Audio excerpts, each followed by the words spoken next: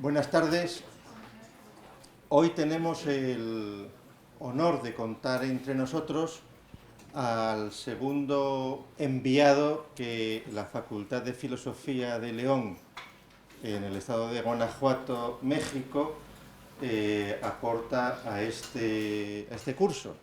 El otro día fue Emmanuel, hoy es Verónica González. Verónica González Vázquez es actuaria, o actuario, que en México es una especialidad de matemáticas. En España, actuario es unos estudios particulares que no tienen la importancia que tienen en México, seguramente en buena medida, como ella explicará, porque el actuario es un matemático especializado en seguros, en pensiones, etcétera, y como aquí estas cosas pues dependen más de economistas, políticos, etcétera, pues es menos científico, pero bueno, esto ya tú lo explicas. Ella precisamente capitanea una organización que está precisamente tratando de la transformación del sistema en México, de las mutualidades, de los seguros gremiales, etcétera, de las pensiones, por un sistema de seguridad social siguiendo los protocolos del estado de bienestar, pues que si sucede lo que ha sucedido en España, pues llevará a una ruina terrible, pero que ella nos explicará que no es así, porque matemáticamente está muy analizado. Entonces, agradecer la presencia de Verónica González aquí en Santo Domingo, bienvenida. Ella ya ha estado en España más veces porque tiene vínculos familiares en Asturias, etcétera, etcétera, pero en Santo Domingo lo está conociendo estos días y bienvenida. Muchas gracias.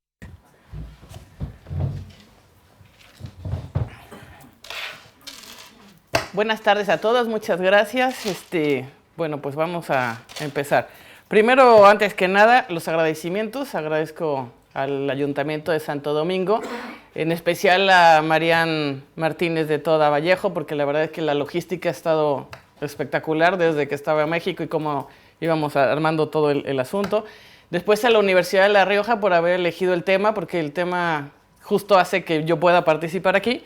Y a la Fundación de Gustavo Bueno, porque es justo quienes me invitaron a venir a esta conferencia. Como ya dijo Gustavo, yo me dedico soy matemática aplicada a finanzas de riesgo, se llama la profesión, ¿no? Es una línea de la matemática con especialidad. Y durante los últimos 35 años me he dedicado a todo el tema que tenga que ver con pensiones, desde el sector público y el sector privado, ¿no? en diferentes aspectos. Luego entonces he ido analizando todos los sistemas pensionarios que hay en el mundo para poder establecer las bases o las condiciones que deberían de sustentarse. Estoy encantada de estar aquí porque la verdad es que a mí me liga con la Facultad de Filosofía de León el tema de que hago trabajos, ¿no?, para la Facultad de Filosofía, pero de filosofía lo más cercano es que tengo un tío que acaba justo de terminar la carrera después de jubilado, ¿no? Entonces, pero es lo más cercano a la filosofía. Pero sin embargo creo que este tema es importantísimo que colaboremos todas las especialidades, porque no es un tema que podamos resolver desde el punto de vista solamente de suficiencia financiera o de las finanzas públicas. Así no es, y así hemos tratado de resolverlo históricamente desde que iniciamos con la seguridad social, que bueno, eso ya lo han visto más que visto en este seminario, porque han estado hablando ya de Bismarck y de cómo nace la seguridad social, etcétera. Esta es una pequeña rama, ¿no?, de la seguridad social, que es justo la parte pensionaria, ¿no? Entonces, lo primero que tenemos que conocer, ¿no?, de las pensiones es que las pensiones son futuribles. Futuribles es un terminajo que sí está acuñado ya por la Real Academia Española, y futuribles significa que puede suceder en el futuro siempre y cuando se presenten ciertas condiciones. El problema es que nosotros diseñamos pensiones no para el futuro, sino diseñamos pensiones para resolver lo que está pasando en el presente. Y ahí es donde empezamos a tener problemas estructurales de qué es lo que debe de ser y cómo debe de ser, ¿no? Entonces necesitamos adaptarnos, crear, y necesitamos contestar muchas preguntas, ¿no? Para ver qué es lo que va pasando con este tema de futuribles, ¿no? Entonces, ¿qué tenemos que conocer, ¿no? dentro del bienestar pensionario? Bueno, pues lo que tenemos que conocer es que debemos de ver cómo participamos cada uno de nosotros, qué es la responsabilidad que tenemos antes de pensionarnos, cómo es la responsabilidad que tenemos después de pensionarnos, cuáles son las pensiones que podemos considerar como dignas o no dignas, porque todo el mundo habla de este tema de que, ¿no? Son cosas, una pensión puede ser digna o no, y eso, bueno, en el término de quién o bajo qué condiciones, ¿no? No les hice tampoco la advertencia, como dijo Gustavo, soy mexicana, soy primera generación nacida en España por parte de padre y segunda generación por parte de madre. Mi padre es asturiano de Avilés. Soy mexicana y siempre he ejercido en México, entonces seguramente voy a decir alguna mexicanada, pero entonces si no la entienden, ustedes me dicen rápido y yo corrijo rápidamente, ¿no? Entonces, bueno, ¿qué es lo que necesitamos ver para jubilarnos, ¿no? Además de que este tema es futurible. Bueno, como siempre hemos estado pensando más en el futuro, ¿no? Y en las cosas que hay para adelante, entonces cuando nos encontramos de frente con que la vida nos ha cambiado, entonces tratamos de corregir, pero cuando corregimos, claro, estropeamos el presente, ¿no? Entonces, ¿qué es lo que ha ido pasando justo ahora en estos tiempos? Que de repente decidimos, bueno, no decimos, sino nos dimos cuenta de que no era suficiente la cantidad de dinero que teníamos nosotros ahorrados para sustentar las pensiones. ¿Por qué no era suficiente? Porque resulta que antes había mucho más jóvenes que trabajaban y pocos adultos que cumplían la edad de jubilación y que iban a pensionarse, y ahora cada vez más tenemos más adultos y entonces estamos en un proceso de envejecimiento de la población y resulta que estos jóvenes no pueden estar sustentando estos adultos. Era en aquellas épocas, cuando hicimos todos estos temas de pensiones, pues era mucho más fácil que una familia de 6, 8 hijos mantuvieran a 2 padres, que ahora una familia de 1 o 2 hijos mantengan a los mismos 2 padres, o incluso a lo mejor ahora hasta 3 padres, porque los padres se divorcian y se casan con otros y demás, ¿no? Entonces, el tema aquí es, no nos estamos adaptando, sino lo que estamos haciendo es cambiar las cosas para que en el momento que cambiemos estas cosas, pues la verdad es que descomponemos otras muchas, ¿no? Entonces, por ejemplo, ¿qué hicimos? Bueno, elevemos la edad de retiro, ¿no? Está muy bien porque vamos a vivir más años, entonces se hace uno, ¿no? Ideas y puede hacer matemáticamente, es correcto que aumentemos la edad de jubilación, pero ¿qué pasa al aumentar la edad de jubilación? Pues resulta que el mercado laboral no responde a la misma altura y el mercado laboral está expulsando a la gente antes de cumplir los 60 años. Entonces, si cambiamos la edad de 65 a 67, por ejemplo, como hicieron en España, bueno, lo que va a pasar es que vamos a tener 2 años más en donde las personas no van a tener dinero, de los 60 a los 67 no van a tener dinero para vivir normalmente y entonces tienen que resolver de otra forma antes de poderse pensionar, ¿no? Entonces, este tipo de cosas ha ido causando problemas y es un drama, la verdad es que mundial, hay manifestaciones en todos lados, ¿no? En España, en Nicaragua, en Italia, en Chile, en Rusia, en Francia, porque en todos lados hemos hecho exactamente lo mismo, con diferentes sistemas pensionarios, pero exactamente las mismas modificaciones que hacen sentido económica y matemáticamente, pero que no hacen sentido desde el punto de vista social y de la organización que tenemos, ¿no? Este es un tema como también el asunto, por ejemplo, del matrimonio, ¿no?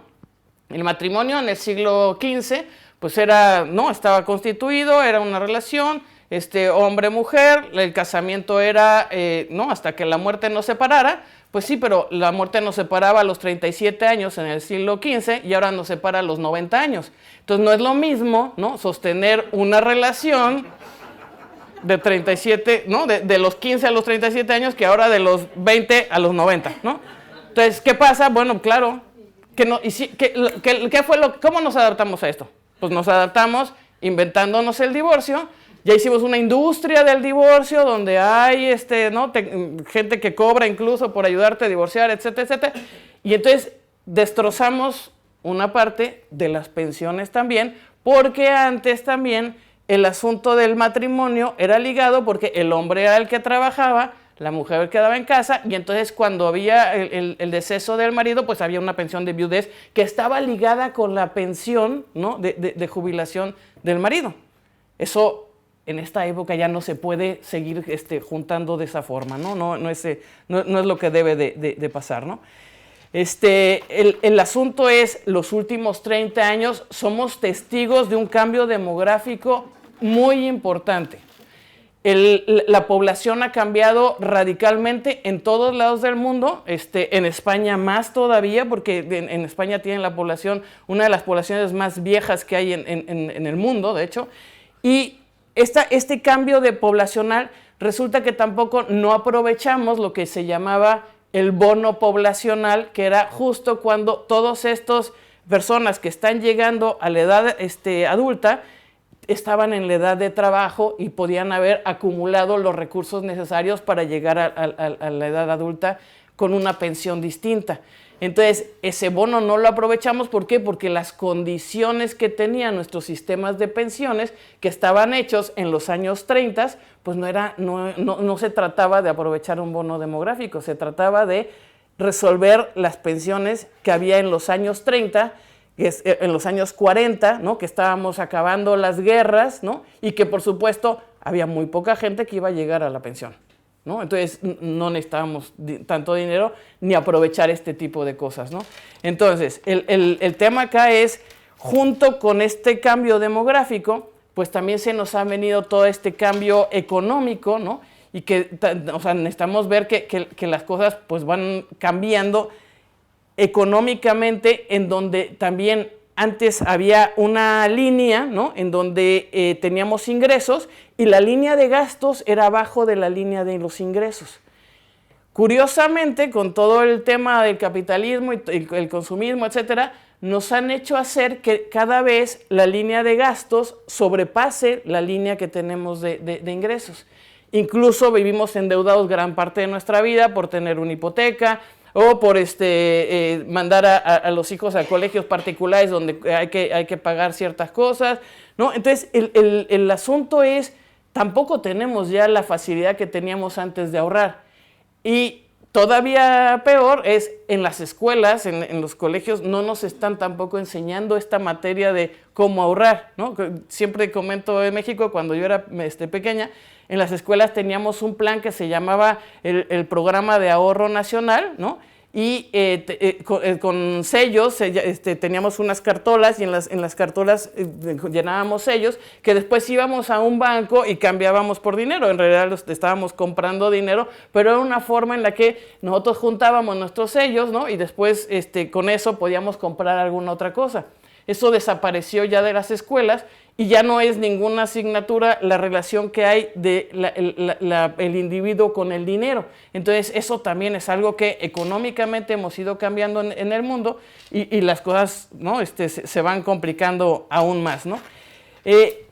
Obviamente, todo el tema de pensiones tiene que estar en el estado de bienestar, porque no podemos resolverlo como individuos, ¿no? Eso es justo lo que estamos haciendo en México, ¿no? En México cambiamos el sistema en el 97 para que se hicieran cuentas individuales y que cada quien ahorrara lo que iba a tener para su pensión, pero como individuos no es suficiente. Esto tiene que ser una mutualidad. Necesitamos como mutualidad asegurarnos, ¿no?, de que algunos sí vamos a llegar a pensionarnos, otros no. Unos vamos a llegar a pensionarnos por más tiempo, otros no tanto, pero entonces tenemos que hacerlo como comunidad, como sociedad. No podemos hacerlo solamente que el asunto sea directamente sobre el individuo, ¿no? La Organización Internacional del Trabajo, en 1952, ya mucho tiempo después de que las pensiones ya eran seguridad social, ¿no?, porque esto estamos hablando de 883 por ahí, pero en 1952 este órgano internacional del trabajo determina cuáles son los principios que tienen que tener las pensiones para que sean consideradas como seguridad social. Y los principios son los que también ya han hablado ustedes en varias conferencias, ¿no? El principio de la universalidad, que es el que todos sean partícipes de el mismo beneficio, el mismo derecho. el asunto de solidaridad social, ¿no? Lo que le estoy comentando antes, ¿no? Que tiene que ser un financiamiento colectivo, no puede ser un financiamiento solamente del individuo. El beneficio de que debe de ser predecible y debe de ser adecuado. ¿Qué es lo que nos está pasando también? El problema es, antes los sistemas de pensiones se diseñaban haciendo qué es lo que vas a recibir, cuál es la cantidad que vas a tener como pensión. Y en base a esa cantidad, bueno, creabas todas las condiciones anteriores, matemáticamente hablando, para procurar que esa cantidad se produjera. Ahora ya no, ahora es ahórrate lo que puedas y con lo que juntes, bueno, pues a ver cuánto te toca que te repartan, ¿no? Entonces eso tampoco no puede ser, ¿no? Hay una responsabilidad primaria y general del Estado, porque es el Estado el que debe de organizar que estas cosas se efectúen de la forma más adecuada. Hay un principio también de no discriminación, ¿no? Que tiene que ser equidad de género y responsabilidad, ¿no? En donde todos debemos de ser iguales, ¿no? O sea, deberíamos de tener el mismo trato. Hay un tema de sustentabilidad financiera, fiscal y económica, ¿no? En donde es un reto constante para el Estado estar dirigiendo los recursos hacia allá. El problema también aquí que tenemos es que, claro, los recursos son limitados y, bueno, dependiendo de qué el gobierno que tengamos en ese momento, los dirige a uno o a otro proyecto y resulta que el proyecto pensiones no parece un proyecto porque parecería que no se debe de invertir en eso porque pues es la salida. Pero, ¿qué va a pasar en el momento en donde las poblaciones, esté suficientemente grande la población de mayores de 65 años y la población de menores de 15 años sea más o menos del mismo tamaño? Bueno, fácilmente, matemáticamente, resulta que si ninguno de estos dos sectores de la población puede consumir porque no tiene dinero para consumir propiamente, la economía del país claramente ¿no? Se pierde. Entonces, el problema es, no podemos permitir que tengamos viejos pobres en ningún lado, porque entonces las economías de los países no van a funcionar como funcionan hasta ahora. Y eso tampoco lo estamos viendo de esta forma, ¿no? Hay que tener transparencia administrativa y hay que tener una buena gestión, porque también el asunto ¿no? de corrupción y de malos manejos no ayuda tampoco en nada a las pensiones. Hay que involucrar a toda la sociedad, ¿no? Porque la sociedad en principio tiene que contribuir para que las cosas funcionen, que también ese es otro de los problemas que hemos tenido, ¿no? Todos los programas pensionarios han sido diseñados siempre bajo el estricto sentido de que quien contribuye es quien labora en el sector formal, ¿no? Y resulta que cada vez hay más trabajos que no son catalogados como en el sector formal. ¿Por qué? Porque son trabajos independientes, de freelance, temporales, ¿no? Que no necesariamente se está cotizando. Luego entonces, si no se cotiza, pues entonces tampoco voy a tener el beneficio. Entonces, ese también es otro problema que tenemos un poco de conceptualización, ¿no? En el mundo hay solamente 3 tipos de sistemas pensionarios, ¿no? de este tipo públicos. O son de beneficio definido, o son de contribución definida, o son mixtos, que es una combinación de ambas, ¿no?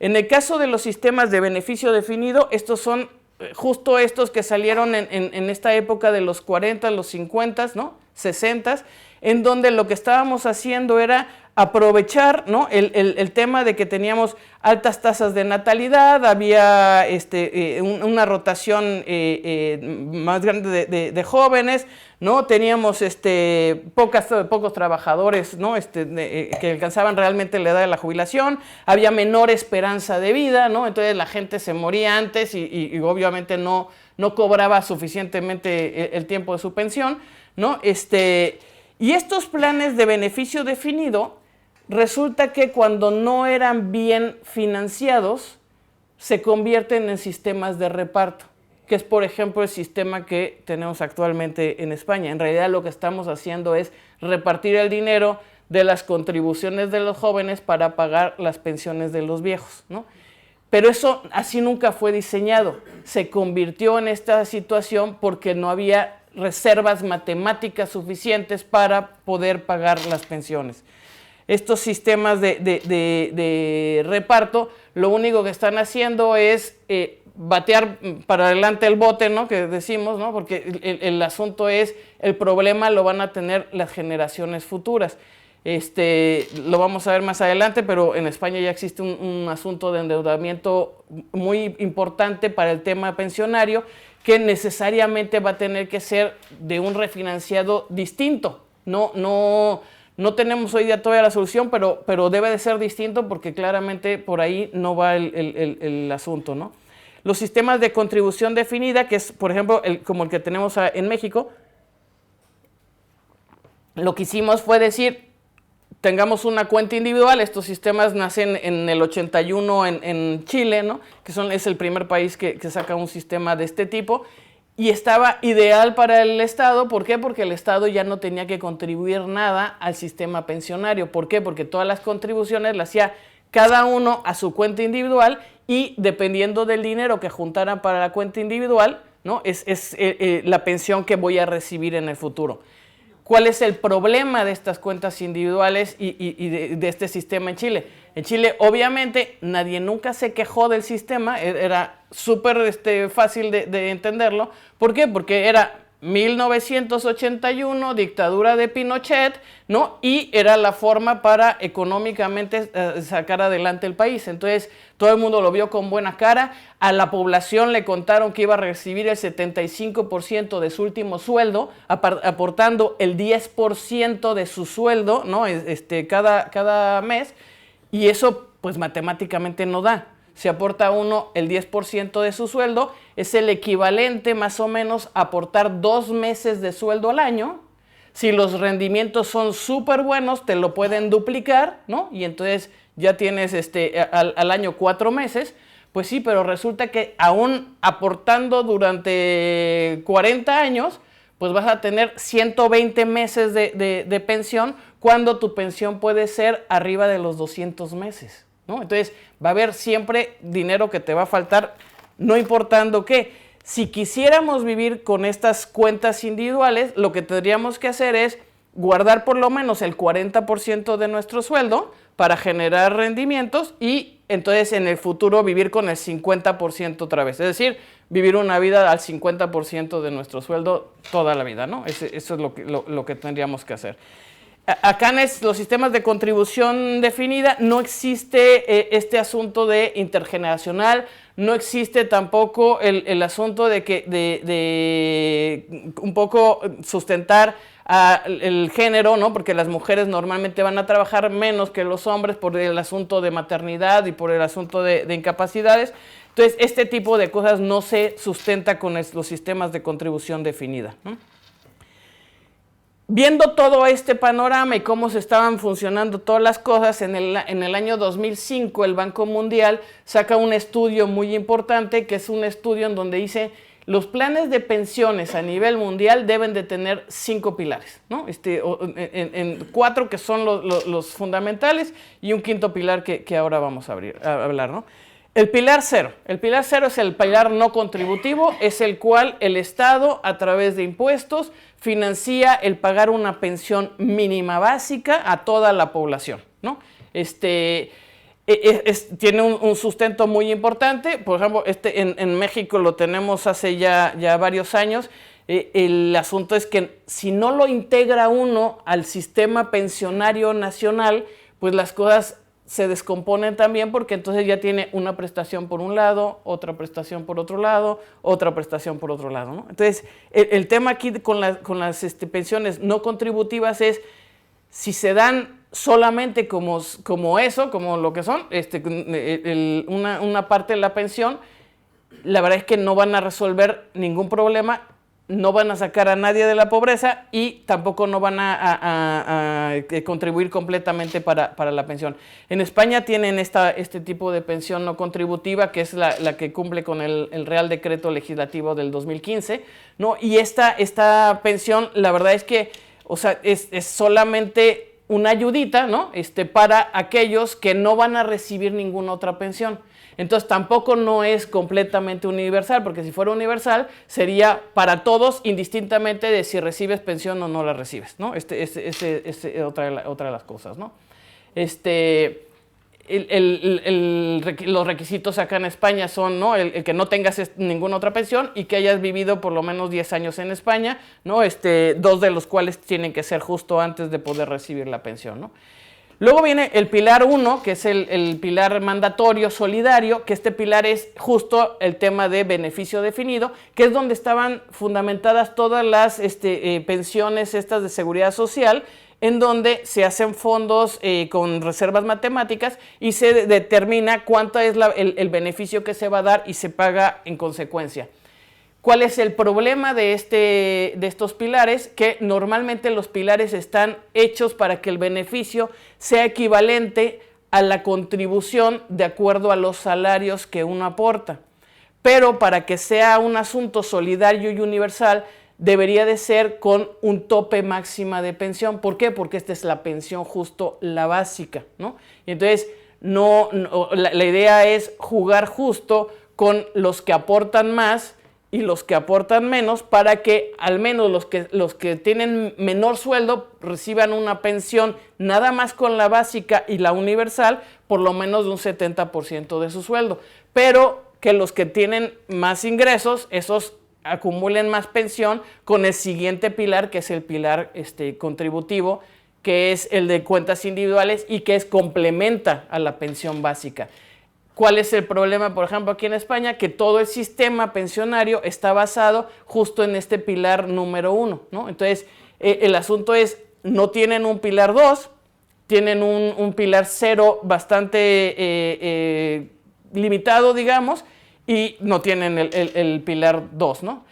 En el caso del pilar 2, les digo, es un mandatorio individual. Ese, por ejemplo, es el único que tenemos en México, ¿no? O sea, tenemos también el pilar 0 mal estructurado y el pilar 2 es lo único que tenemos.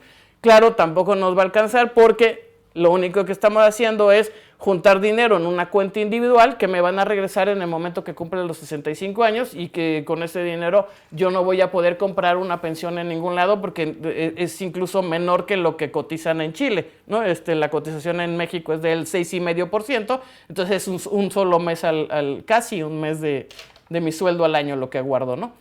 Y luego está el pilar 3, que es donde realmente estamos basando, ¿no? Casi todas las pensiones ahora en todo el mundo, ¿no?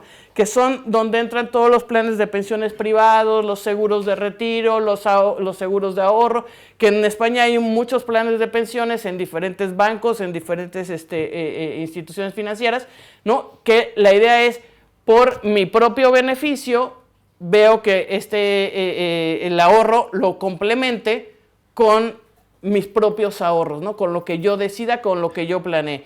Pero la población normalmente no está capacitada para hacer este tipo de ahorros individuales. La gente no compra este tipo de planes porque los planes, uno, no los conocemos, no están suficientemente adaptados, y dos, porque siempre estamos resolviendo el tema del presente y no el tema del futuro. Entonces, lo que estamos diciendo es, vivamos hoy, gastemos lo que tengamos que gastar, compremos lo que tengamos que comprar hoy, pero como es un ahorro futuro que no lo voy a ver, la verdad es que no tenemos esta conciencia. El humano no hacemos, ni aquí ni en China, en ningún lado hacemos este tipo de previsión futura, ¿no? Y luego tenemos el pilar 4, que acá no lo pongo, pero el pilar 4 es un pilar importantísimo porque es el asistencial. Y ese pilar está fundamentado por todas las ayudas y las contribuciones que normalmente hacen la familia y el soporte social, ¿no? que se tienen en las comunidades. Este pilar 4, después de la crisis del 2008, bueno, pues se ha visto súper mermado porque cada vez menos familias pueden ayudar porque al contrario, ¿no? Lo que pasó es que incluso los hijos regresaron a casa de los padres, ¿no? A vivir de las pensiones de los padres, ¿no? Después de la crisis del 2008, ¿no? En adición a esto, el Banco Mundial mismo también dice, bueno, ahora además, como ya sabemos cómo son los pilares y lo que tiene que tener un sistema de pensiones para llamarse sistema de pensiones en el mundo, entonces vamos a evaluarlos, ¿no? Entonces, ¿cómo los evaluamos? Pues muy fácil, los evaluamos por la cobertura que tengan, a ver si cubren a toda la población o no, y si a la población que están cubriendo son solamente trabajadores que contribuyen o son también otro tipo de personas que no están contribuyendo. Luego, si tienen suficiencia y adecuación, ¿no? Es decir, que alcanza el dinero que se tiene para poder pagar las pensiones y las pensiones que se pagan son adecuadas. Y el tercer punto es la sostenibilidad financiera, que el Estado no tenga que estar endeudándose ni estar poniendo dinero. Bueno, pues esto lo deciden en el 2005, a partir de ahí sale la OECD, pero el Banco Mundial, pero el Interamericano de Desarrollo, y todo el mundo a calificar a todos los países, y es cuando todos nos volvemos locos y todos empezamos a pensar, no nos va a alcanzar, es insuficiente, y empezamos a hacer cambios, la verdad, tontos, ¿no? Sobre las rodillas, ¿no? Para tratar de resolver un problema, que el problema requiere de mucho más análisis, de mucho más estudio, y de muchos más escenarios formulados para poder mirar en el futuro lo que nos debe de pasar, ¿no? ¿Estamos todos equivocados? No. El problema es, nos sorprendió la tecnología, nos sorprendió la evolución, nos sorprendió la demografía. Sabíamos que venía esto, pero lo vimos venir, pero la verdad es que lo vimos venir y pensamos que era mucho más lejano de lo que iba a ser, ¿no? Lo mirábamos en las caricaturas cuando éramos chicos, ¿no? Con los supersónicos y todo este asunto, y de pronto la realidad era superior a lo que nosotros habíamos visto, ¿no? Una historia, ¿no? Cuando yo era pequeña, vivíamos en una casa, mi padre, mi madre, mis hermanos. Compartíamos de todo, ¿no? Incluso la ropa la pasábamos de generación en generación, los grandes lo pasaban para los chicos, ¿no? Porque la ropa además duraba muchísimo en aquel entonces. Todo lo compartíamos, teníamos un solo televisor en casa que mirábamos todos, ¿no? Nos juntábamos a cierta hora a ver el televisor, si acaso. Mi padre salía a trabajar, ¿no? Mi madre se quedaba en casa, nos cuidaba, jugaba con nosotros, ¿no? Procuraba el asunto. Nuestra obligación era ir a la escuela, sacar buenas notas, no quejarnos de los maestros, sino hacer caso a lo que los maestros nos dijeran, ¿no? Esa sociedad ha ido cambiando radicalmente en los últimos 30 años. Y entonces ahora nos hemos vuelto, en lugar de ser una familia, una sociedad, una comunidad, nos hemos vuelto más individuos. Entonces ahora cada uno tenemos un teléfono celular, cada uno tenemos a lo mejor el televisor en el mismo cuarto. Nadie está acostumbrado a compartir cosas porque las familias además son mucho más pequeñas, probablemente de 1 o 2 hijos máximo, ¿no? Entonces no existe esta complicidad de lo que podemos compartir. Entonces si todo es a tema individual, claro, ¿cómo nuestra mente puede pensar en tema colectivo?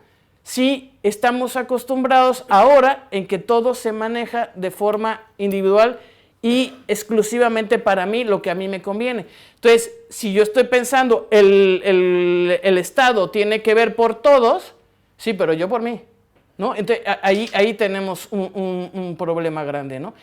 Este cambio de sociedad en donde, claro, tenemos un control de natalidad muy, muy importante que no teníamos en estas épocas, tenemos el proceso donde yo me acuerdo, yo veía a mi abuela, porque además tampoco no nos tocaba convivir con todos los abuelos, porque normalmente los abuelos habían fallecido antes, ¿no? Pero ahora vamos a estar 4 generaciones en la misma casa sin ningún problema, ¿no? O sea, a ver, bisabuelos, abuelos, y los padres y los hijos, porque vivimos mucho más. ¿Por qué vivimos más? Porque también tenemos mejores condiciones de vida en el sentido de que nos mudamos a ciudades, las ciudades tienen más adaptación a asuntos sanitarios, tenemos agua potable, tenemos gas, luz, ¿no? Y ese tipo de cosas alargan también la vida. La medicina adaptada o bastantes cosas. Hemos ido superando, ¿no? Todo el proceso de adaptación de la vida misma para que la vida vaya, o sea, creando, ¿no?, las condiciones necesarias para vivir más tiempo. Ojo, el problema es también la calidad de vida que tenemos por vivir más tiempo. Entonces, yo, por ejemplo, a mi abuela a los 60 años la veía viejísima, la verdad, ¿no? Entonces, decía, es súper viejita mi abuela, ¿no? Ahora que estoy cerca de los 60 años, la verdad es que está jovencísima, ¿no? ¿No? Es un tema diferente, porque además también si uno ve ahora a los de 60 años, los mira mucho más jóvenes que como se veían antes, porque también todo se ha ido adaptando. Entonces, sí, es cierto, es muy fácil pensar, bueno, pues como se ve bien, pues que siga trabajando.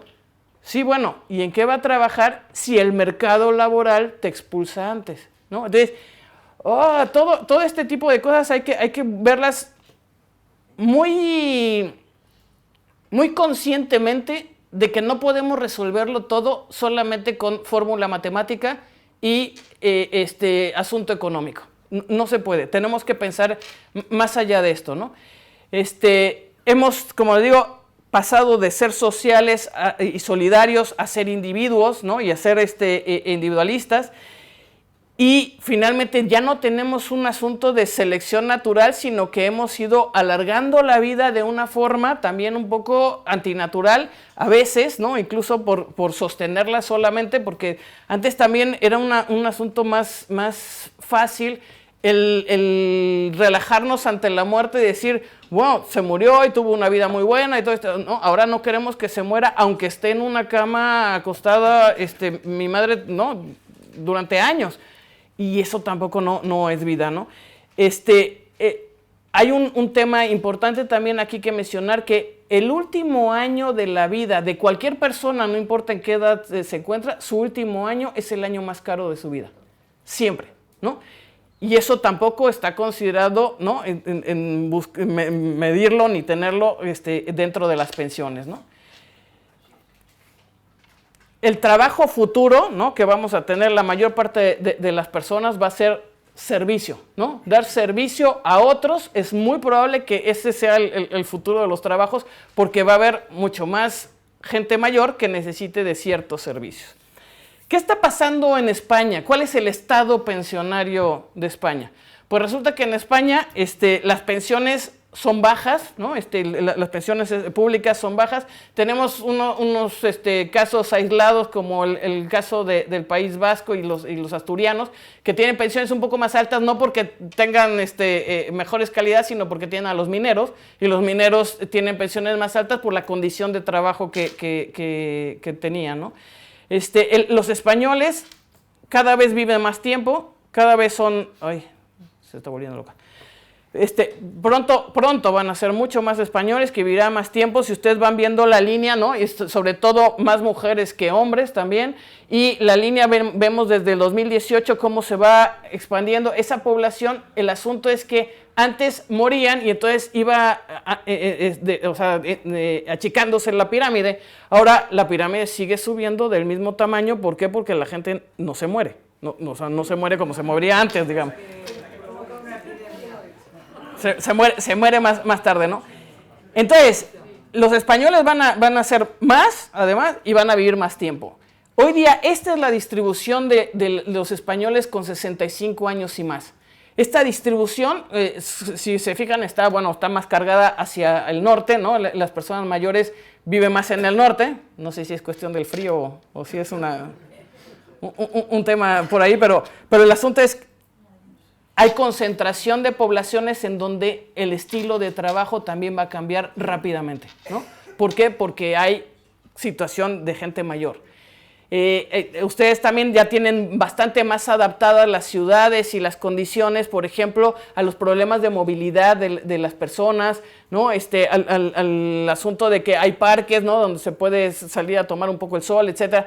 Pero esas situaciones en otros países en donde no tienen estas condiciones necesitan necesariamente que adaptarlos para el futuro, ¿no? Para Europa, el porcentaje de adultos mayores en España es altísimo. Están al 19% de su población en adultos mayores de 65 años. Es una de las más altas de España. La más alta está a 20, o sea que están cerquísimas, ¿no? de eso, ¿no? Y la longevidad es de las más grandes de España, ¿no? Nada más les gana Francia, pero salvo Francia, después de eso sigue España en número de años que vivirán después de los 65 años, ¿no? Y esto, como les digo, por todas las condiciones higiénicas y médicas que han ido variando y que en estos años también han modificado muchísimo, ¿no? ¿Cuál es el problema con eso desde el punto de vista de las pensiones? Bueno, pues que van a pagar más pensiones durante más tiempo. Entonces, no nada más es el monto de la pensión que tiene que pagar, sino cómo van a ajustar esa pensión en el tiempo y cuántos meses de esa pensión tienen que pagar en adelante, ¿no? Entonces, ahora en principio, bueno, tienen que pagar cerca de 24 años de pensión, ¿no? Esa es la probabilidad que se está estimando después de los 65. Donde además las condiciones de salud arriba de los 65 años se vuelve cada vez más precaria, ¿no? El tema de la tensión arterial, el tema de la artrosis, el tema de la obesidad, que con ello trae un montón de cosas, ¿no? Esos son temas que se tienen que tomar en cuenta para diseñar una pensión adecuada. No solamente es, otra vez, el número matemático o económico, es qué es lo que debe de cubrir, ¿no?, esa pensión y cómo esa pensión va a solventar las siguientes etapas para adelante, ¿no? Los viejos, además, cada vez se dedican más a temas de cuidar a otros viejos, ¿no? Entonces, eso también dificulta un poco, ¿no?, el que la salud del viejo también sea mejor, porque no es de que se vayan contagiando unos a otros, ¿no?, sino que el cansancio es distinto y entonces la facilidad para poder hacer las cosas también es diferente, ¿no? En promedio, ¿no?, desde a partir de los 30 años en España, en promedio casi el 50% del tiempo de las personas, el 50% de las personas pasa por lo menos 20 años cuidando a alguien. 20 horas cuidando a alguien. No, es muchísimo. 20 horas a la semana es muchísimo nada más de cuidado, ¿no? ¿Qué pasa con las pensiones contributivas? La mayor parte de la población recibe pensiones contributivas bajas, ¿no? Y tenemos unos pocos que reciben pensiones contributivas altas, que como les dije son los mineros, ¿no? Pero están aquí enlazadas todos los tipos de pensiones españoles y la verdad es que la mayoría, estamos hablando de cerca de 400 euros, 500 euros, ¿no?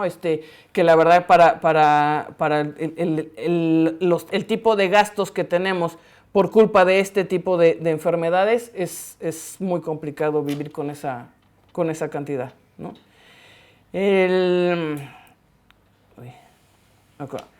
Y luego tenemos el problemón que les decía, que el sistema de pensiones, claro, como no tienen suficientes jóvenes que estén pagando contribuciones para distribuir las pensiones de los viejos, entonces lo que está haciendo el sistema pensionario español es endeudarse. ¿Y cómo se endeuda? ¿No? Bueno, pidiendo a finanzas públicas dinero extra para poder contribuir.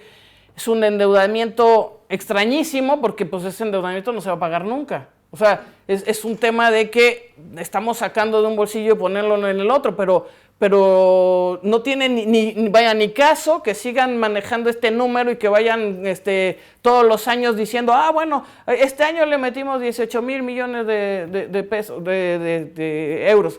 No tiene ningún caso porque no lo van a pagar nunca. El sistema pensionero no va a pagar nunca esta deuda. Entonces, se va a quedar ahí en el registro, pero necesitan ver de dónde van a sacar este dinero, porque para el siguiente año este dinero es faltante de alguna otra cosa, ¿no? Entonces, ese es un punto importante.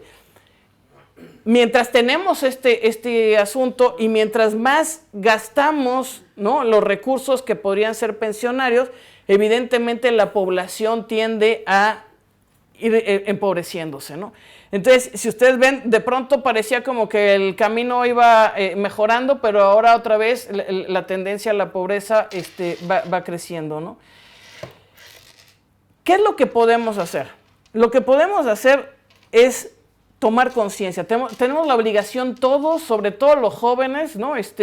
Mucho mejor si están estudiando filosofía para que piensen más, ¿no? Porque la vejez, la verdad es que lo único que es una acumulación de juventud. Pero entonces lo que tenemos que hacer es mirar, ¿no? ¿A qué edad nos tenemos que jubilar? ¿A qué edad sensata, ¿no? Y el mercado que me lo soporte, ¿no? ¿Por cuánto tiempo debería de estar jubilado? ¿No? ¿Por cuánto tiempo debería yo de recibir una pensión? ¿Qué calidad de vida quiero tener con esta pensión? Porque depende de eso, también necesito hacer los cálculos para atrás para saber cuánto voy a requerir de dinero, ¿no? Y cuál va a ser el costo de todo esto.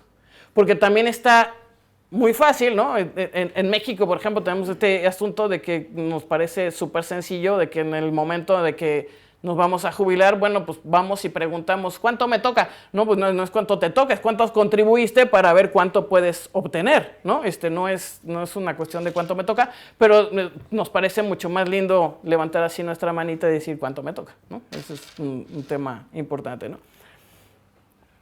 El envejecimiento en todas las poblaciones es un reto de futuro, ¿no? Y es un reto de futuro porque necesitamos evitar que todo el mundo siga pensando o que tenga la certeza, ¿no?, de que el envejecimiento lo único que va a hacer es desestabilizar el estado de bienestar. No es cierto, porque el envejecimiento es lo que va a pasar y es lo que tenemos inmediato y es con lo que vamos a vivir. Entonces, el asunto es cómo vamos a vivir los viejos y cómo vamos a seguir procurando una vida normal. Pero no es de que, por culpa de los viejos, porque a los viejos no hay forma de, ¿no?, meternos a un armario y ahí guardarnos y que ahí nos quedemos, ¿no? Necesitamos seguir conviviendo y necesitamos seguir viviendo y además vamos a ser parte de la sociedad y parte de la productividad y parte de la generación de las ideas. Y la verdad es que necesitamos ser conscientes de eso, porque cada vez vamos a ser más. Cada vez somos más gente que llegamos a esta edad mayor.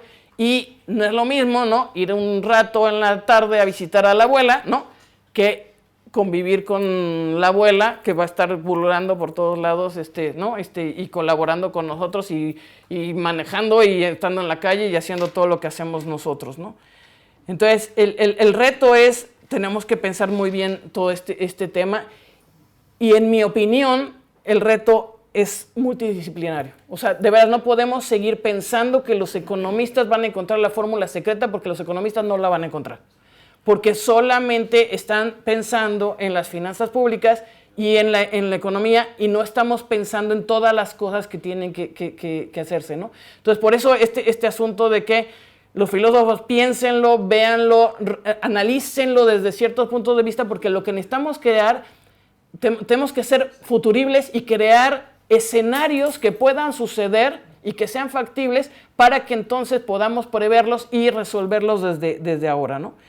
El tema no es nada sencillo, no es nada rápido, no se hace tan fácil como, bueno, pues, ¿a qué edad te vas a, no? Como ahora vamos a vivir, en España van a vivir hasta los 90 años, ¿no? Porque la probabilidad de que un español llegue a 90 años habiendo cumplido 65 es casi del 1%, entonces, ¿no? Entonces, ¿qué hacemos?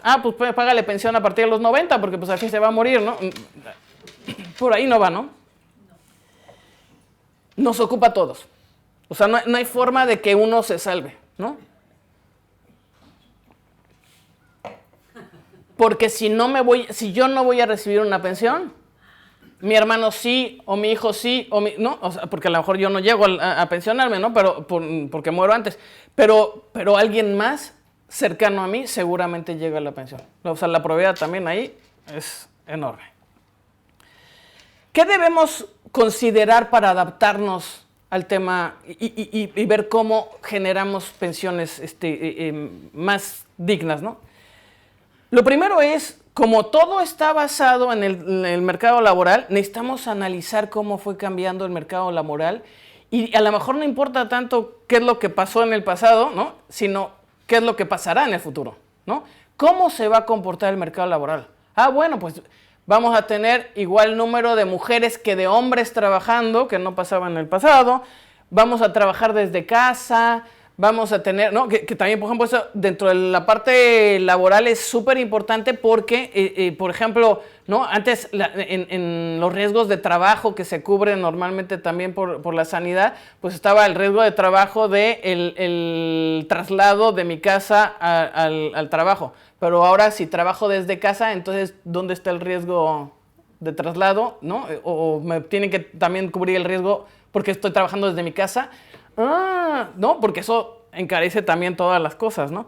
Entonces, el mercado laboral, súper importante, ¿no? En el caso, por ejemplo, de México, tenemos un problema grande, que vaya, no es problema, pero es una condición importante, que es el 57% de la población económicamente activa trabaja en lo que llamamos informalidad.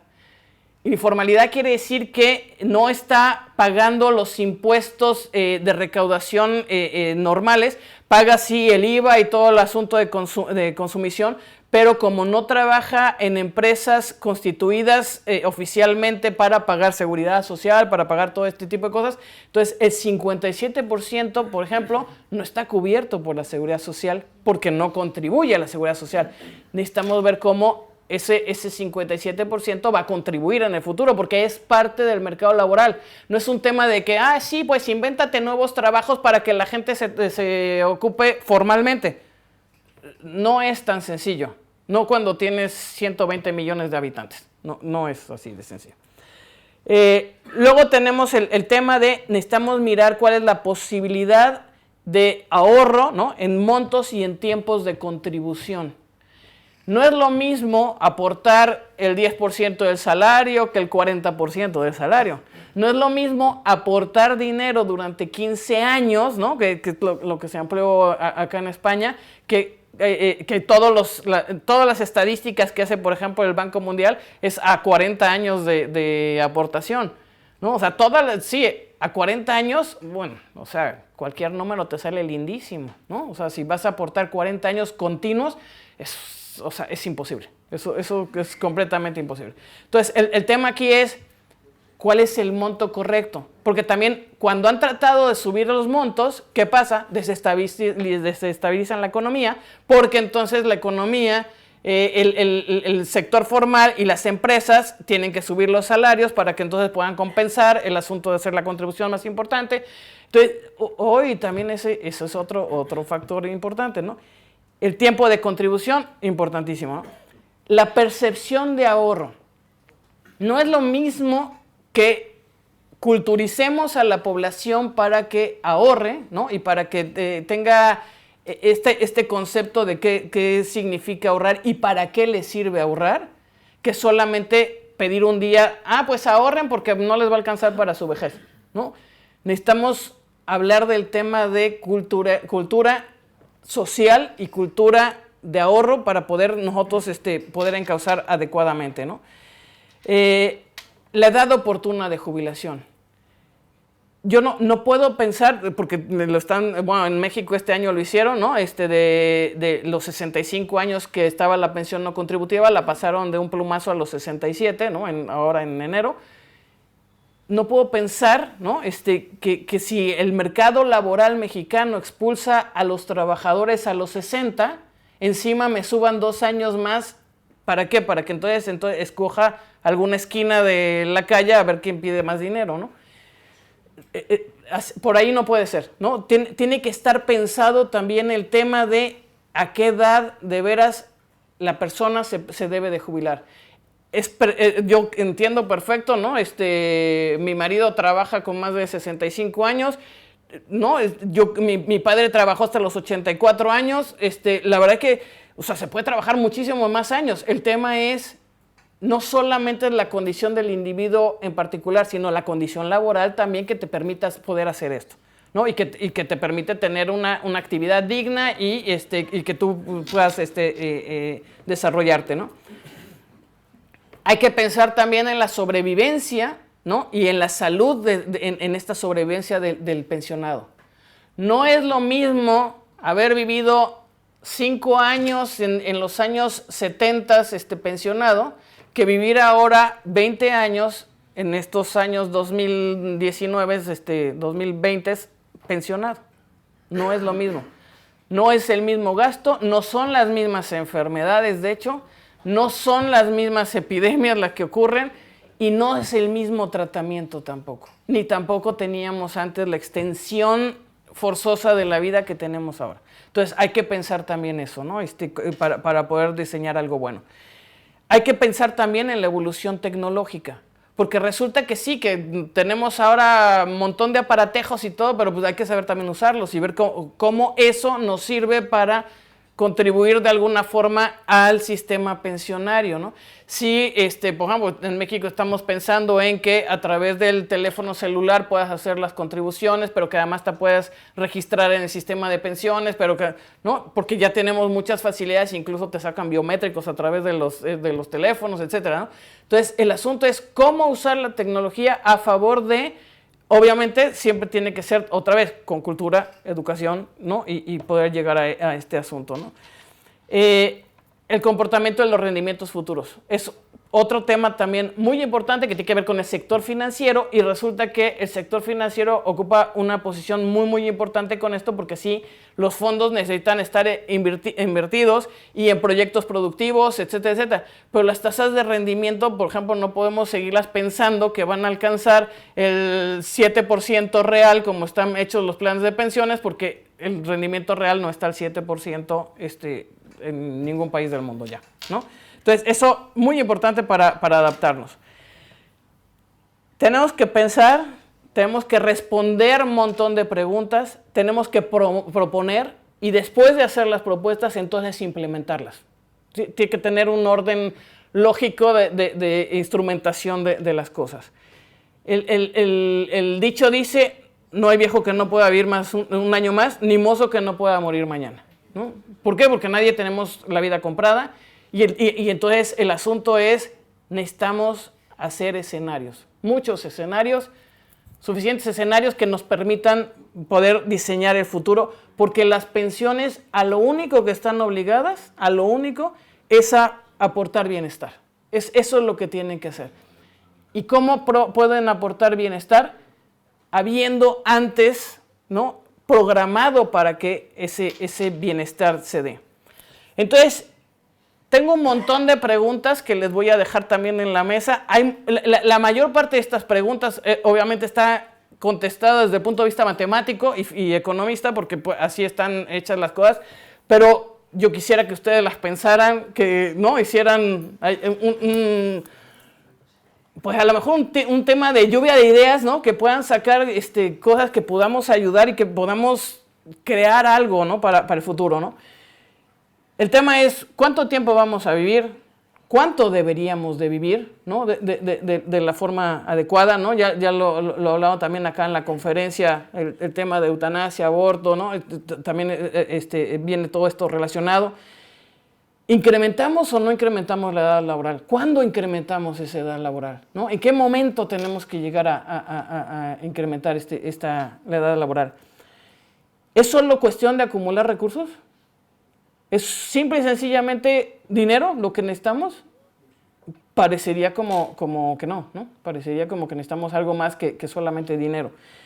¿Depende solo de la meritocracia y la responsabilidad de cada uno? Porque como ahora vamos a ser todos individuales y individuos, ¿depende solamente de cada uno o podemos volver a generar algo en común, ¿no? ¿Seremos socialmente responsables y solidarios en el futuro?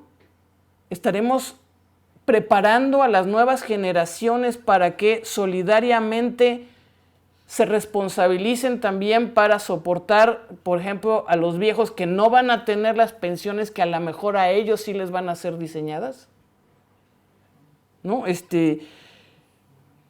El tema, por ejemplo, con los migrantes, a mí me llama muchísimo la atención, porque ahora también tenemos, ¿no?, este asunto de que nos estamos cambiando de país porque somos globales, ¿no? Y entonces ya antes la gente se cambiaba de país porque pues eran, ¿cómo se llama?, refugiados, ¿no? O porque tenían que emigrarse, ¿no? Y normalmente llegaban a un país y se quedaban allí por muchos años, pero ahora, ¿qué va a pasar con todas estas gentes que van cambiando de país por el mundo y en qué estado de bienestar se van a acoger, ¿no? O sea, me parece que es un tema bien, bien complicado que en algún momento vamos a tener que resolver, ¿no? ¿Cómo entregar pensiones dignas? El asunto de la dignidad es que lo que pasa es que también eso puede ser diferente para cada uno, ¿no? O sea, ¿qué es una pensión digna? ¿no?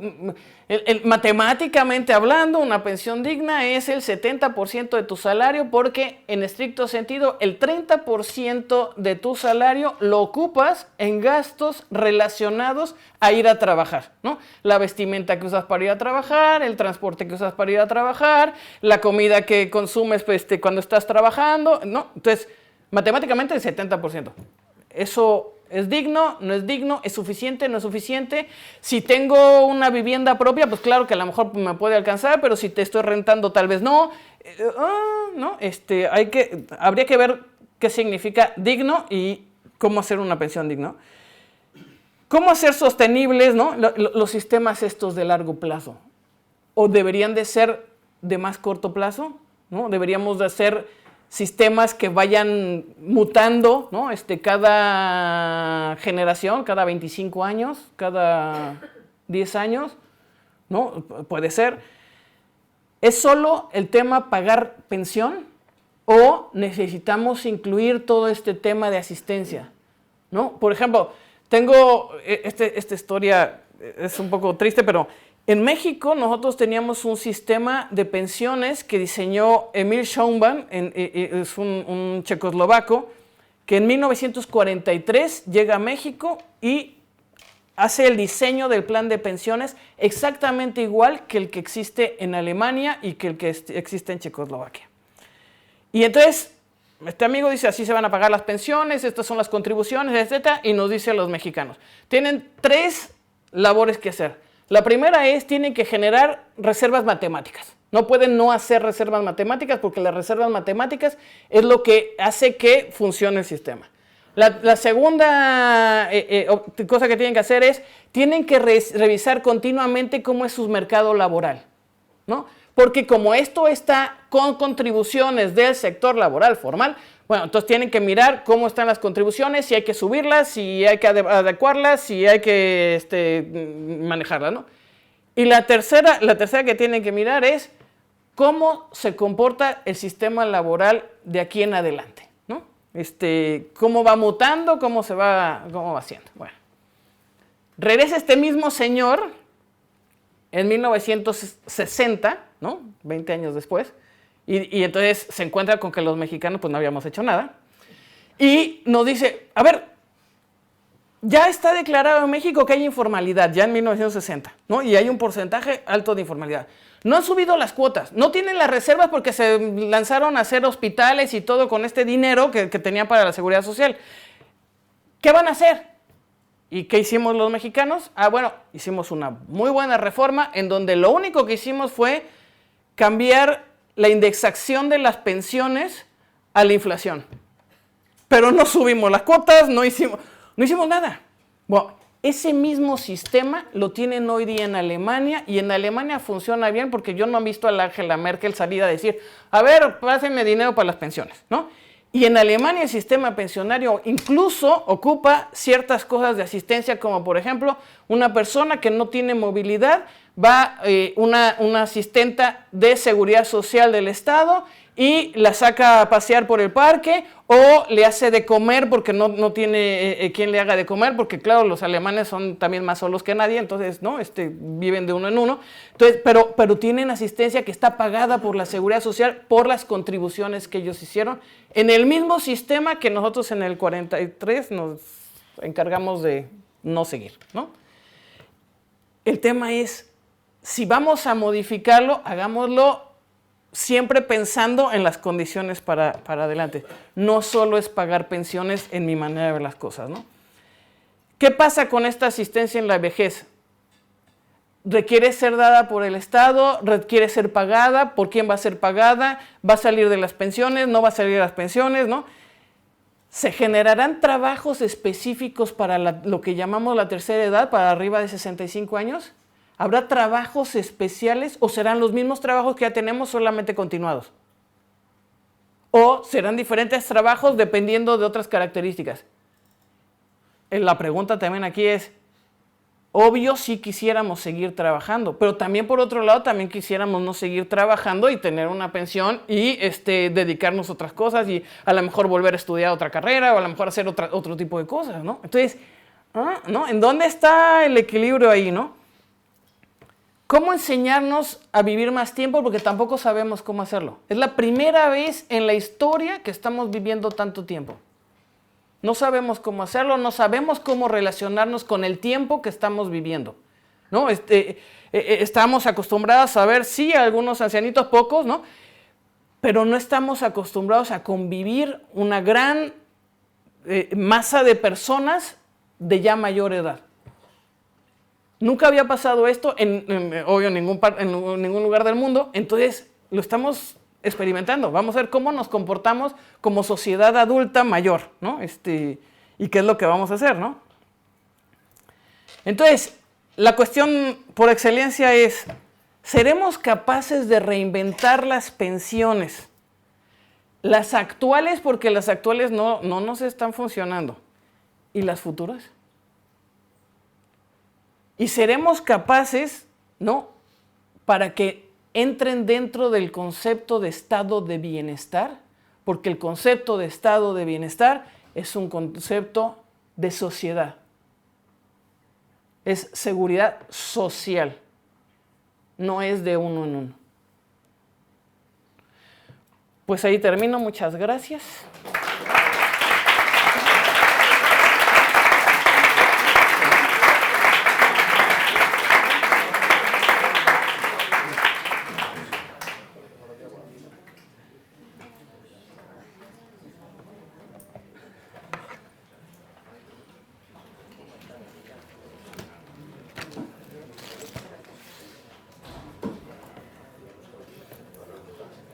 ¿Tienen alguna pregunta?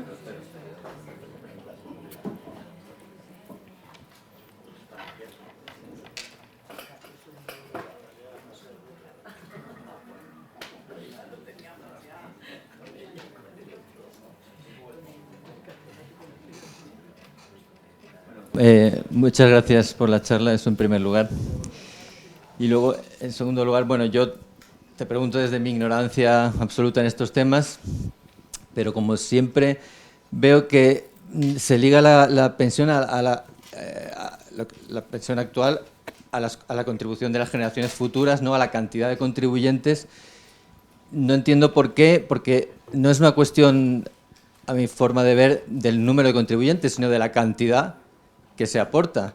Entonces, en una sociedad cada vez con más capacidad tecnológica, que se puede generar más riqueza, no veo por qué estamos siempre pensando que depende, o sea, que como la población envejece y menos jóvenes, pues eso es un problema para las pensiones, porque se puede solucionar de otra manera, ¿no? Con esa riqueza que crea la tecnología, pues se puede generar un impuesto que sirva para pagar las pensiones, no sé. Eso es exactamente lo que necesitamos. Ese tipo de pensamientos es justo lo que necesitamos para resolver este tema.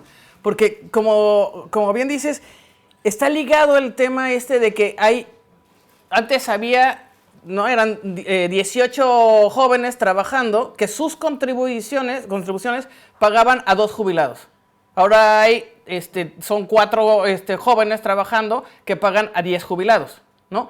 Pero no tiene que ser así. No tiene por qué ser así. Y entonces el asunto es, estamos desbalanceando este tema. Lo que pasa es que como lo diseñamos así, o sea, teníamos beneficio definido, porque además tampoco no es que fuera así, eso se convirtió así porque no teníamos suficiente ahorro para pagar las pensiones y entonces tuvimos que ocupar lo que entraba para pagar, ¿no?, para pagar la pensión. Porque descompusimos el sistema de beneficio definido. Entonces, no tiene por qué ser así. O sea, la verdad es que podemos utilizar productividad de otro lado, recursos de otro lado, porque al final de la película, un poco lo que estábamos diciendo es, igual que hoy inviertes a lo mejor en petróleo, no sé qué, esta es una inversión. La inversión en pensiones es una inversión, no tiene que ser un gasto. Es una inversión. Entonces, tienes toda la razón.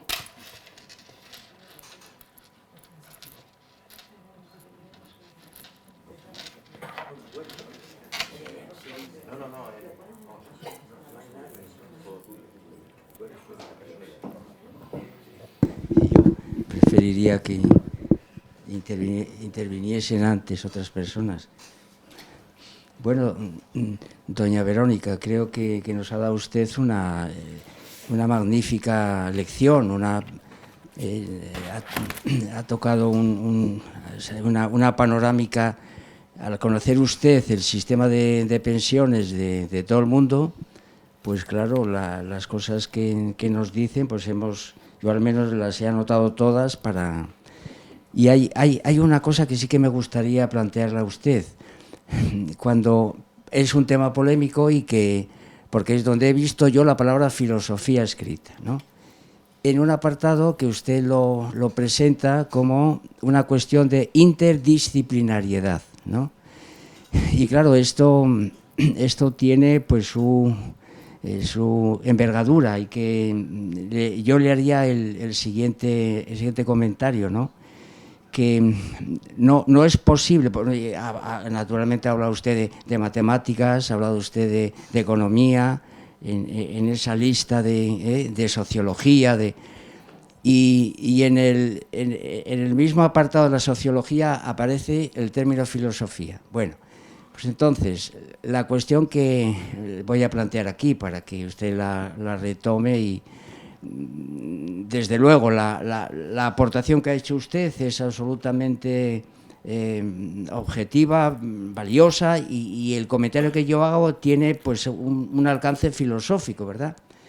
Porque nosotros pensamos que no es posible una especie de sabiduría interdisciplinar, ¿no?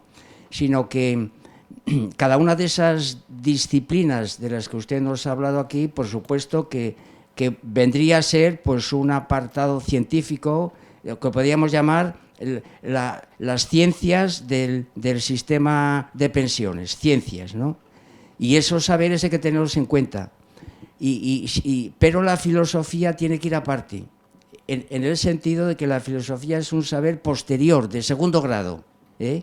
No es posible una filosofía sobre los sistemas de pensiones sin conocer nosotros pues todo lo que se puede aportar desde pues una metodología matemática, lo que aporta la economía, etcétera, ¿no? Y entonces, más que interdisciplinaridad, serían, ¿no?, las aportaciones de cada una de estas ciencias, y en todo caso, aquel filósofo que lo quisiera hacer, y por supuesto, usted nos ha dejado aquí la posibilidad de que alguien pues se anime y lo haga, ¿verdad? Claro, y a lo mejor, pues allí mismo, en la Universidad de León, algún filósofo, ¿verdad?, que diga, bueno, ante estos materiales, estos materiales que doña Verónica nos ofrece aquí, pues a ver si es posible encontrar, pues a través de estos conceptos matemáticos, conceptos económicos, sociológicos, a ver cuando entre ellos habrá choques, habrá diferencias, y en esos choques precisamente tiene que saltar alguna idea. Y entonces ahí empieza la filosofía a funcionar. Yo ahora mismo no me atrevería, con lo que ha dicho usted aquí, pues qué sé yo, a esbozar, pues qué sé yo, algún principio,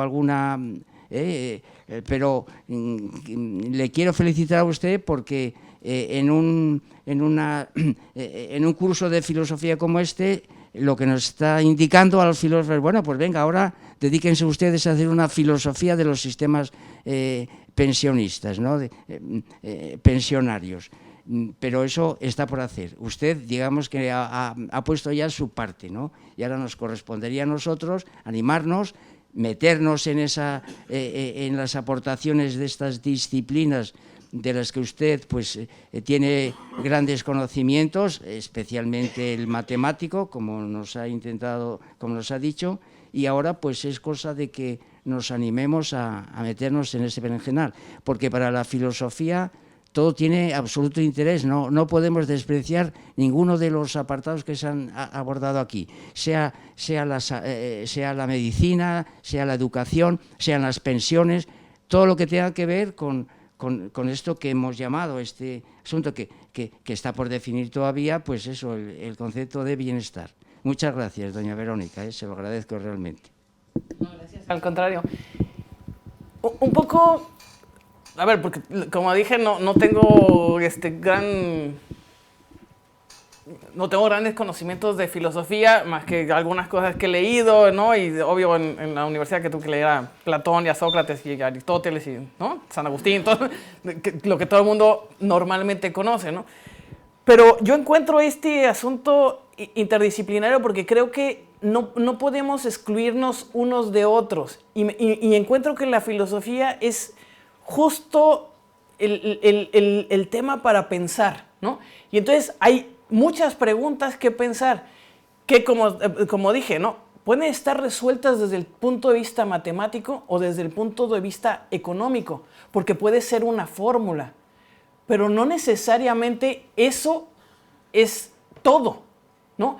Y con el pensamiento podemos lograr hacer una conjunción mayor y entonces podemos enriquecer o, ¿no?, tonificar a lo mejor ciertas características que podríamos matemáticamente pulir y que a lo mejor no están pulidas porque no las pensamos desde el punto de vista filosófico, ¿sabes? Entonces, a eso es a lo que me refiero, ¿no? No tanto de crear una filosofía alrededor de las pensiones, sino más bien pensemos qué es lo que las pensiones deberían de hacer y filosóficamente intentemos, ¿no?, explicar, ¿no?, o concebir cómo deberían de comportarse. No cómo se comportan ahora, porque ahora es lo que hay, ¿no? Y lo que hay, ¿no?, es lo que tenemos. Pero si lo pensamos bien, la verdad es que podemos llegar a otro resultado. Y el gran problema que yo he visto en estos 30 años que he estado trabajando en esto es siempre las correcciones son desde el punto de vista ni siquiera matemático, económico. Es la finanza pública, la sostenibilidad del sistema, solamente. Y con eso, por eso es el asunto, ¿no? ¿Qué más me da? Pues súbanle los años de cotización de 10 a 15. Ajá, ¿y quién va a dar trabajo 15 años continuos? ¿No? Y súbenle de edad de 65 a 67. Ajá, ¿y quién va a emplear a las personas de 67? Entonces, pensémoslo desde diferentes puntos de vista, ¿no? La medicina tiene un factor muy importante en las pensiones. Cómo la medicina va a procurar o va a mirar cómo se va a comportar el cuerpo humano a edad más grande dentro del trabajo, por ejemplo, ¿no?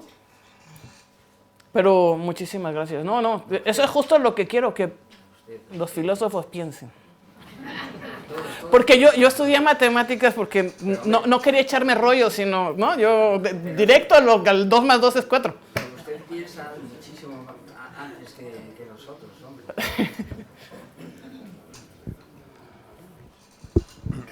Hola, buenas tardes, Verónica. Agradecerte tu conferencia, que ha sido muy instructiva. Yo he aprendido mucho. Y solamente te quería hacer 3 preguntitas muy cortas. No me voy a extender mucho. Una de ellas es respecto al tercer pilar en tu país, en México, que se refiere, según he entendido, a los planes de pensiones privados, ¿no? Bien. Sí, contribuciones individuales. Bien. Te quería preguntar, en México, cuando tú rescatas un plan de pensiones privado, ¿cuánto tienes que pagar a la agencia tributaria en impuestos? 20% al final de... O sea, si uno saca... Si lo rescatas, ¿cuándo te jubilas? Al jubilar hay que pagar solamente el 10% de impuestos. Pero si lo sacas antes es el 20%. Porque son cuentas individuales. Es como si fuera un ahorro en un banco. Realmente es como una cuenta corriente en un banco. Eso es lo que es el plan. Aquí se paga el 19%. Sí. El 10% allá son 9 puntos menos. Sí, lo que pasa es que el ahorro es bastante menos. Bueno, eso es peor para los bancos. Sí. Claro. Luego la otra pregunta, tú has comentado, y es cierto, porque lo sabemos todos los que estamos un poco al día, que España se está endeudando cada vez más para poder pagar las pensiones. Y la pregunta es, ¿qué ocurrirá en el escenario económico español cuando el Banco Central Europeo suba los tipos de interés? Es un problemón. O sea, ese sí de todas luces es un problemón, y lo que se necesita es hacer una reingeniería del gasto público español para ubicar en las casillas correspondientes los gastos, porque seguramente tendrán cómo administrar las cosas. Eso es justo lo que estamos haciendo en este momento también en México. Estamos redistribuyendo algunos gastos, ¿no?, para ver cómo se puede armar un poco mejor, pero obvio, si sube y que va a subir además la tasa de interés del Banco Europeo, tarde o temprano va a haber problema. Sí. Bueno, respecto a lo que ha comentado aquí mi compañero, yo no creo mucho en que la tecnología solucione el problema. Estamos hablando, por ejemplo, y creo que lo sabe prácticamente la gente que está un poco al día. Ya, pero ¿cómo crean riquezas si empresas como Amazon y Google están pagando el 1% de impuestos? Hay que cambiar eso. ¿Por qué no cambia? Es que ¿por qué se les permite? Bueno. Y sí, el tercer punto... Pero hasta que ponemos los puntos sobre las IES como este punto de cómo hacemos si Amazon y ellos pagan 1%, eso está mal, deberían de pagar más impuestos, entonces hay que ver qué es lo que se tiene que hacer, ¿no? Sí. Y luego respecto a la edad de jubilación, que yo creo que es un punto también muy importante en todo este entramado del estado de bienestar, ¿no? Y lo que el estado de bienestar tiene que aportar. La edad de jubilación en España estaba a los 65 años, pero aquí hay muchas particularidades. Sí. Es decir, un empleado público, si tiene la categoría funcionario, que es distinta a la de estatutario, que es la que yo tenía, se puede jubilar a los 70. En cambio, yo, que soy empleado público también, pero soy estatutario, obligatoriamente me tengo que jubilar a los 65. Bueno, ya estoy jubilado. Con la salvedad de que puedes pedir una prórroga y que el que te la otorguen o no está en manos del gerente. Si tú tienes una mala relación con el gerente, no te van a dar la prórroga. O sea, que estamos manejando unos conceptos absolutamente mezquinos, ¿no? Yo soy médico y puedo transmitir mucho conocimiento, igual que yo, otros muchos compañeros que no les han dejado ni les han permitido seguir ejerciendo la profesión porque sus relaciones personales con el gerente, solamente por discrepar, les ha llevado a la jubilación inmediata a los 65. Esto es intolerable. Y bueno, no se puede igualar la edad de jubilación porque un encofrador que trabaja en la construcción no puede trabajar hasta los 65 años subido de andamio. Es que hay que hacer un catálogo. Exacto. Hay que hacer un catálogo. Exacto. No. Y hay que cuidar todas las condiciones específicas, ¿no? Por profesión, por actividad, porque además, ¿no? Como en el caso, por ejemplo, mexicano, ¿no? Como estoy diciendo, no todos tienen trabajos de estos formales, no hay tantos médicos, no hay tantos... O sea, ¿no? Entonces, los que trabajan de otra forma tendrían que tener unas condiciones específicas, pero tiene que estar considerado. O sea, hay que pensarlo y hay que diseñarlo para que sea así, porque no todo el mundo puede ser exactamente igual. Muchísimas gracias por la presentación y quería hacer unas reflexiones con respecto a la ligación que has hecho, y me parece absolutamente oportuna, entre lo que son las pensiones y el mercado laboral, y ligarlo con el tema de la tecnología. Es decir, el problema que tenemos con la tecnología y con las grandes innovaciones tecnológicas que se están produciendo, tú sabes bien que es que la innovación tiende a un crecimiento exponencial, y la capacidad de absorción de esa innovación está siendo cada vez más compleja, es decir, se está produciendo una cantidad de innovación que es difícilmente absorbible por las instituciones, por las organizaciones, etc. Y esto, pues si el crecimiento es exponencial, pues o puede llevar a una transformación social de primera índole o al caos, porque eso es lo que te lleva a un crecimiento exponencial, como es la tendencia claramente demostrada de los procesos de innovación. Claro, ¿qué ocurre? Los mercados laborales, que ni de broma se pueden transformar al ritmo que sería posible o necesario para hacer una utilización óptima de lo que son la propia innovación. Con lo cual, estamos manteniendo situaciones con mercados laborales absolutamente antiguos, desfasados, que no aportan riqueza y, por tanto, no aportan valor, de tal manera que la innovación no entra, y ese desfase tiene un coste, porque tiene el coste de la entrada de la innovación, tiene el coste del mantenimiento de lo que no te está produciendo valor en términos productivos, y los desajustes laborales son verdaderamente importantes. O sea, tú sabes que si miras cuáles son los programas de formación, pues de formación continua o lo que sea, están basados en un tipo de trabajos o de oficios que sabes que están desfasados desde el punto de vista del mercado. Esta es una reflexión simplemente por ponerla encima de la mesa. Con el tema de crear riqueza, cuando dices, bueno, la tecnología crea riqueza, se pagan los impuestos, sí, cuidado, pero es que la deslocalización es un hecho real. Es decir, no se trata de que un Amazon pague o no paga impuestos, sino dónde los paga. Esa es la clave, porque pagan, pero ¿dónde? ¿En qué país? ¿Y cómo puedes deslocalizar este proceso? O sea, la empresa se mueve, y es lo que está ocurriendo ahora mismo en la economía globalizada, que tú tienes una empresa, dices, sí, súbele los impuestos, y al día siguiente la tienes en Irlanda. Me explico, porque la deslocalización forma parte del proceso económico aquí y ahora. No es una hipótesis, no es una ciencia ficción, es real. Nos vuelve al problema del Estado-nación o no. Es decir, mientras que la nación, tú lo has comentado antes cuando has hablado de los movimientos de la población. ¿Qué pasa con toda esa gente? Llevas toda la razón. ¿Y qué pasa con esas inversiones y ese movimiento? ¿Y qué pasa con unas empresas que las tienes hoy aquí y mañana se te han ido a otro sitio? Bueno, es otra reflexión invitada por las preguntas que tú has hecho. Luego has hablado también de las relaciones, del concepto de la familia, la transformación de la familia. Tú sabes que en estos momentos, en muchos países, incluyendo España, pero esto es muy ya normal en Europa, las nuevas formas de vida que se están buscando personas a partir de una determinada edad, volviendo a crear la familia, pero esta vez es una familia en casas compartidas, en casas tal, o sea, se está reinventando un nuevo programa de housing, es decir, compartiendo gente que se junta sus pensiones, o sea, estamos inventando la familia, pero desde los 60 hacia atrás. Y esto sabes que es un movimiento donde ya empieza a haber negocio porque se están construyendo viviendas, ejercicios, comunidades, etcétera, en esa dirección. Es una anécdota ligada a eso. Y luego ya por último, porque lo has lanzado, el tema de la medicina.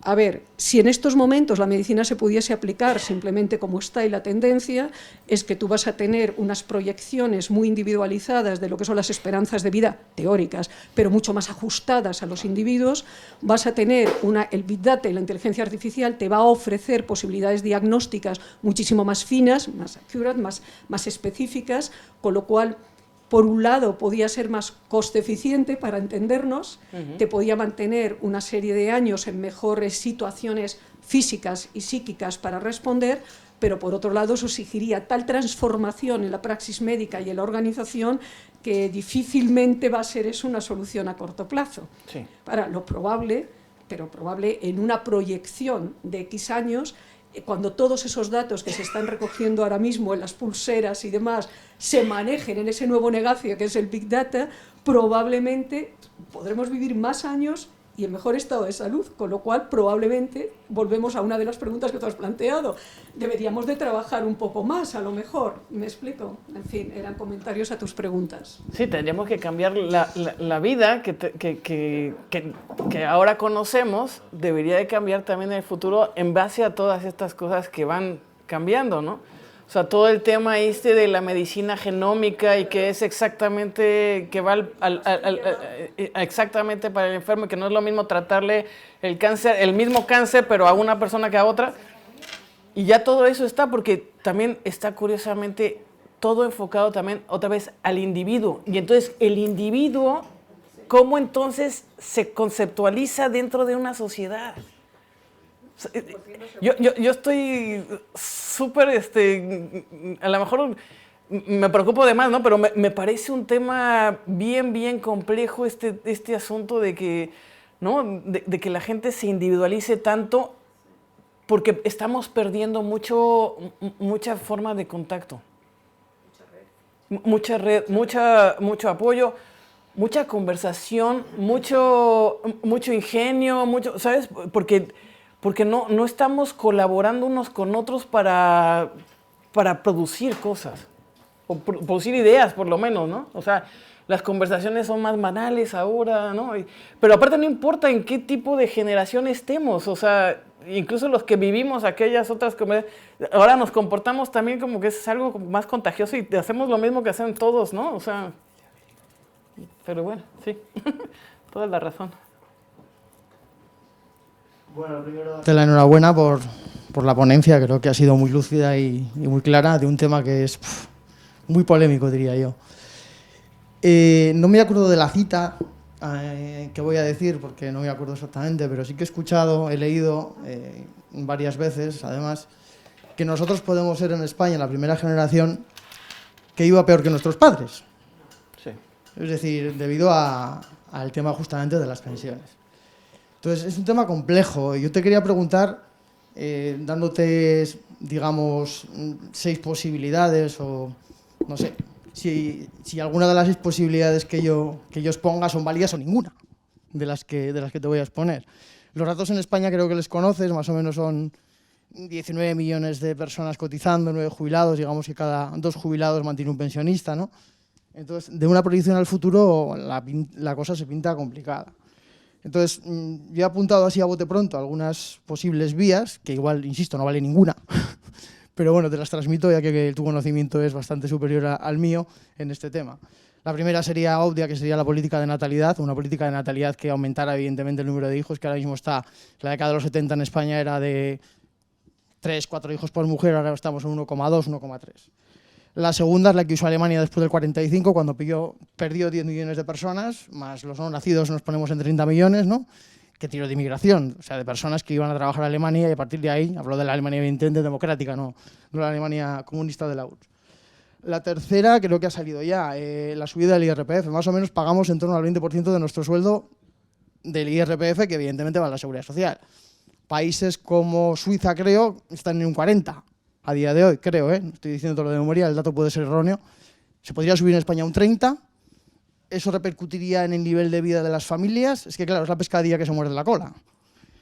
Otra posibilidad que ya ha salido aquí, elevar la edad de jubilación, 70 años, si la proyección es a los 90, no lo sé.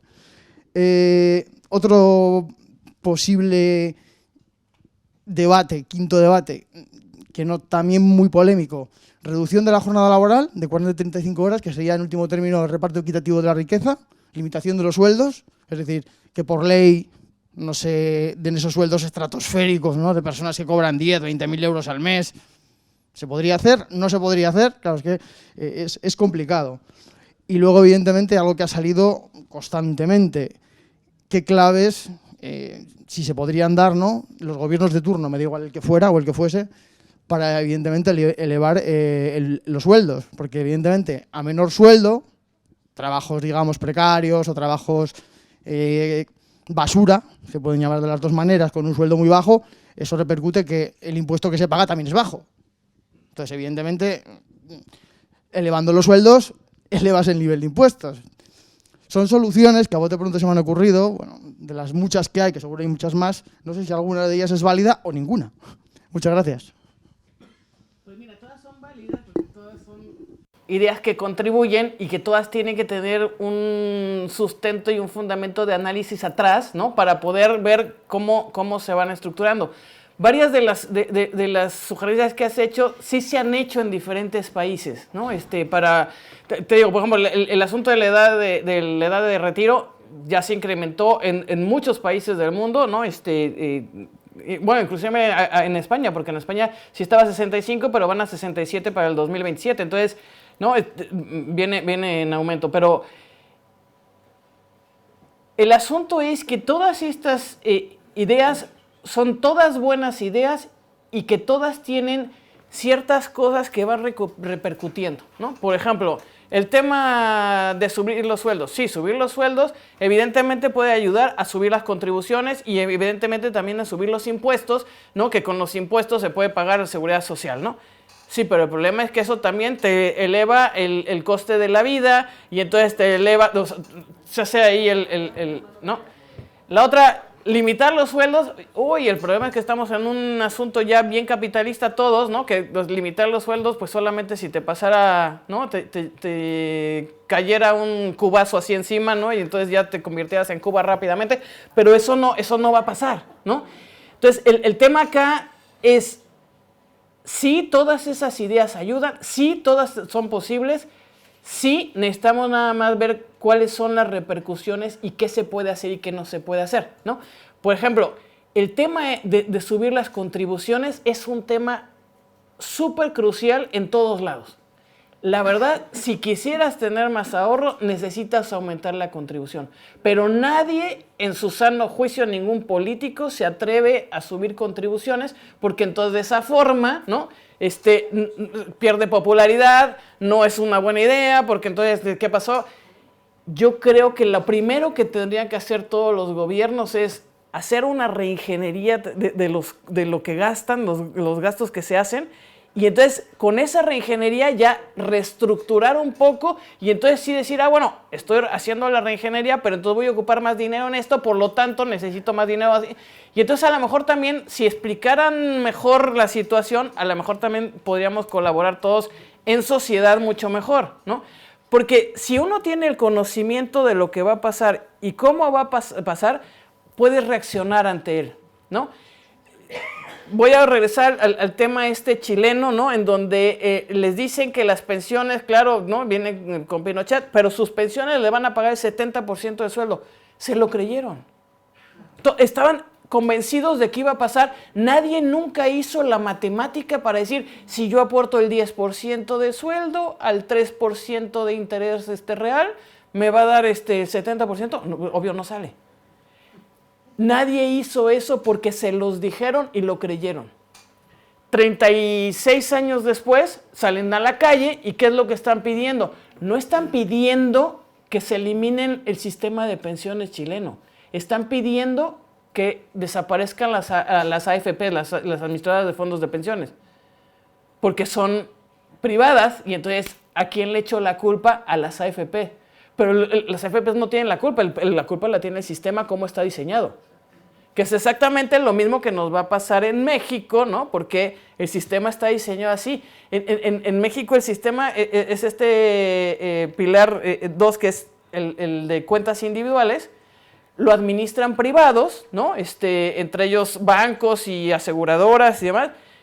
El asunto es que el gobierno sigue pensando que es seguridad pública, cuando es un negocio realmente para estas empresas, y entonces lo sigue regulando como seguridad pública, pero el sistema además no alcanza, pero encima van diciendo es que hay envejecimiento de la población, y a este sistema no le importa nada el envejecimiento de la población, porque ¿qué más le da que haya más viejos si cada uno tiene su cuenta individual?